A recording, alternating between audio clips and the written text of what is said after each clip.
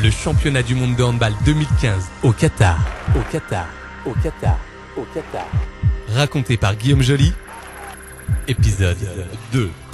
Salut Guillaume, déjà Salut. Félicitations pour le début de compétition, 2 victoires en 2 matchs, un bon début de mondial. Oui, merci. Oui, c'est vrai que 2 victoires en 2 matchs, c'est un bon début. On sait que c'est jamais facile de rentrer dans la compétition, donc on est plutôt satisfait. Une première victoire déjà contre la République tchèque, assez maîtrisée dans l'ensemble on peut dire. Oui, avec une très bonne première mi-temps. Je pense qu'on menait de 7 buts à la mi-temps. Après, c'est vrai qu'on a eu quelques petites imperfections en deuxième mi-temps, mais dans l'ensemble, ça a été plutôt bien maîtrisé.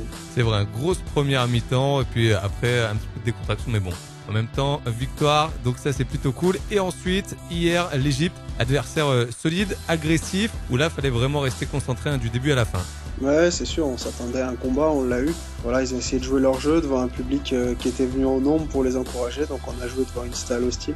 Mais je pense qu'on a su rester lucide dans les moments clés du match et en s'imposant plutôt en maîtrisant la rencontre. Alors, le prochain match, c'est mardi. On va rentrer dans le détail dans quelques petites secondes. Juste avant, comment s'organisent les journées entre chaque rencontre? C'est repos, décrassage, entraînement tactique, décontraction?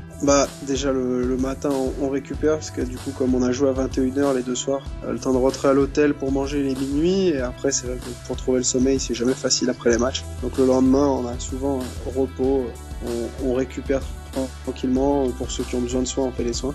Et puis l'après-midi, on fait un petit entraînement pour faire surtout des réglages pour le prochain adversaire. Après, une petite temps de vidéo. Et puis voilà, le soir, on mange. On passe la soirée tranquille encore pour récupérer. Donc finalement, les journées passent assez vite. Vous n'avez pas trop le temps de sortir, de visiter Doha, même si c'est vrai que c'est pas totalement les vacances. Non, pas du tout le temps. En tout cas, on prend pas le temps de visiter. On essaie plus de rester concentré. La récupération, ouais. On est sorti un peu faire un tour dans le quartier. Je crois qu'il y a un centre commercial. Juste boire un café, histoire de sortir un peu de l'hôtel. Mais ça va pas plus loin en tout cas. Ouais, on reste vraiment concentré sur la récupération et sur le mondial. Donc justement, demain, 19h heure française, nouveau match contre l'Islande qui a débuté d'ailleurs avec une défaite face à la Suède qui est pour l'instant impressionnante dans ce début de mondial et qui s'est rattrapé ensuite en battant largement l'Algérie. Comment vous préparez justement cette rencontre? Très sérieux, on sait que cet adversaire va être compliqué à bouger. On a déjà perdu par le passé contre cette équipe-là, donc on s'en méfie. C'est fait partie des bonnes équipes en Europe avec notamment leur meilleur joueur qui s'appelle Aron Pálmarsson, qui est un des tout meilleurs et qui joue à Kiel.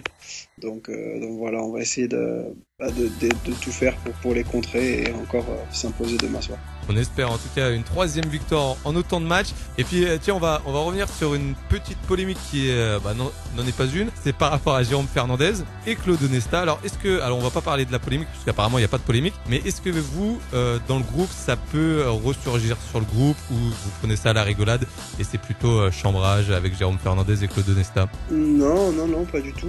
On s'est pas rendu compte, nous. C'est vrai qu'on n'était pas à la conférence de presse, donc on sait pas trop. On a eu des appels de la France pour demander ce qui se passait, mais il y avait rien de bien important. Il a juste répété aux journalistes que nous avait dit avant, savoir qu'il allait essayer de laisser la place aux jeunes pour qu'ils puissent s'imposer dans cette équipe. Donc voilà, il y avait rien de plus que ça. Et après, nous on n'en a pas trop reparlé entre nous parce que ça nous intéressait pas forcément. Ouais, ça sert pas forcément à grand chose non plus. Non, ça sert à rien. Puis surtout, comme il y avait, comme tu l'as dit, il y avait pas de polémique. Ouais, voilà, il y avait pas de polémique. Donc nous, à partir de ce moment-là, on n'a pas besoin d'en reparler. C'est sûr. On se concentrer sur d'autres choses et puis voilà. On sait aussi que rester dans notre bulle par moment. Et c'est aussi votre force. Ma foi. Bon, en tout cas, Guillaume, je te souhaite une bonne soirée. Repose-toi bien. Ouais, merci. Bon match demain. On va suivre ça bien évidemment avec attention dès demain 19h contre l'Islande.